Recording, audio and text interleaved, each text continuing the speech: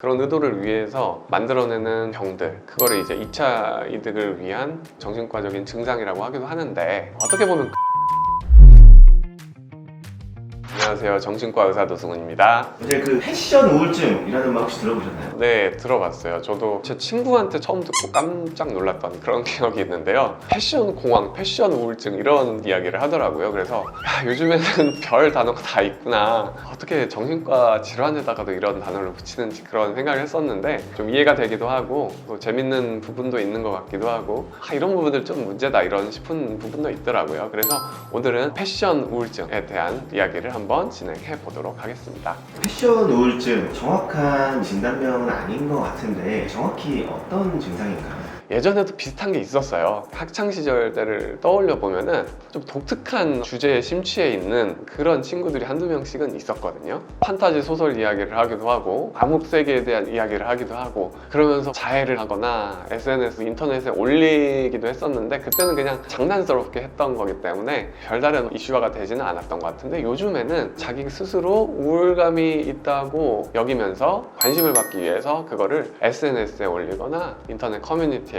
반복적으로 올리는 그런 증상들을 패션 우울증이라고 하거든요. 마치 내 몸에 걸치는 옷처럼 우울증을 걸친다는 느낌도 있습니다. 그게 바로 패션 우울증인 거죠. 패션 우울증 걸린 분들이 자해를 한다든지 SNS에 이제 과하게 어필을 한다든지 심지어는 이제 입사를 할 때 나 우울증 있는 사람 힘든 거 시키지 마라 뭐 이런 식으로까지 한다고 해요. 이게 질환 아닌가요? 정신과에서 목적이 있고 의도가 있는 그런 의도를 위해서 만들어내는 병들, 그거를 이제 2차 이득을 위한 정신과적인 증상이라고 하기도 하는데, 어떻게 보면 꾀병이죠. 예를 들어서 내가 몸이 아프다고 하면은 이라도 빼줄 수 있으니까 하는 거짓말인 거고, 때로는 자기 스스로 인지하지 못하는 상황에서 이런 일들이 벌어지기도 해요. 업무에서 빠져나오기 위해서 무의식적으로 증상을 만들어내기도 해요. 이런 것들을 가장성 장애라고 하기도 하거든요. 그래서 제가 보기에는 꾀병과 가장성 장애 그 사이에 어딘가가 아닌가 싶어요.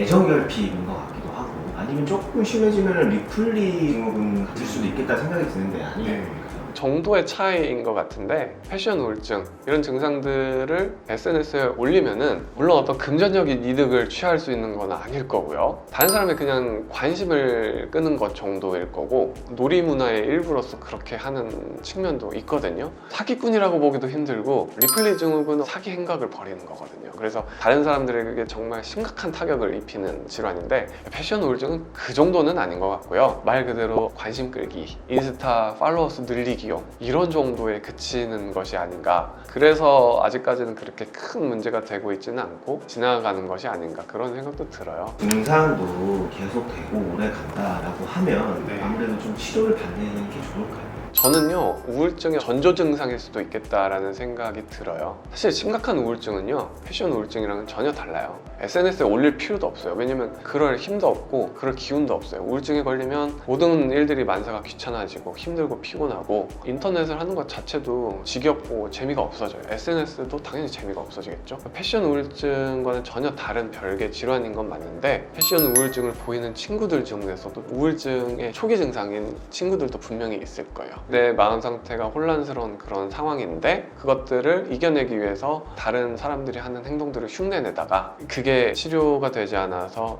결과적으로는 이제 우울증으로 연결이 되지 않는가, 이런 생각들도 들거든요. 저는 근데 이 패션 우울증이라는 단어 자체는 별로 좋아하지는 않아요. 우울증 환자들을 비하하는 것 같기도 하고, 우울증을 너무 쉽게 생각하는 그런 경향도 있는 것 같아요. 또 한편으로는 이해가 되는 게, 한국 같은 경우에는 학창시절 경쟁이 굉장히 심한 사회이잖아요.